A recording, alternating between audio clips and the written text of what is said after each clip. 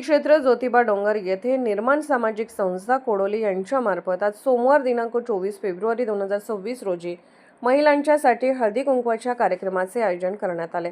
या कार्यक्रमावेळी सर्वप्रथम महालक्ष्मी अंबाबाईच्या प्रतिमेचे विधिपूर्वक पूजन संस्थेच्या सदस्या सौ लक्ष्मी नारायण लादे व सौ चित्रा युवराज ढबाने यांच्या हस्ते करण्यात आले।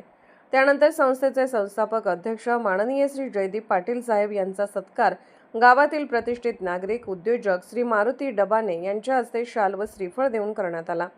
तसेच ज्योतिबा डोंगरचे सुपुत्र श्री युवराज मारुती डबाने यांची संस्थेच्या पन्हाळा तालुका अध्यक्षपदी नेमणूक करण्यात आली।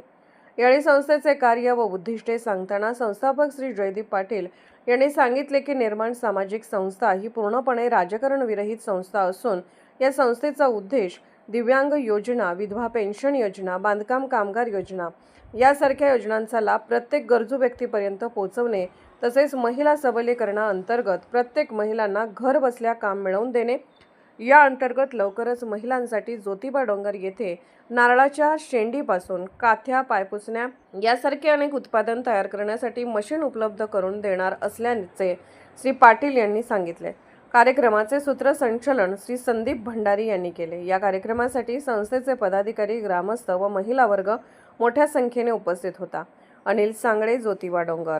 पन्हाळा तालुक्यातल्या आणि पन्हाळा शावडी तालुक्यात काम करते। त्यामध्ये काम करत असताना दिव्यांग, बांधकाम मजूर, असंघटित लोक असतील, निराधार लोक असतील, ज्यांना लागणारे आवश्यक walker, commode, chair, patient bed, cot हे साहित्य या ठिकाणी पेशंटच्या आवश्यकतेनुसार उपलब्ध केले जाईल।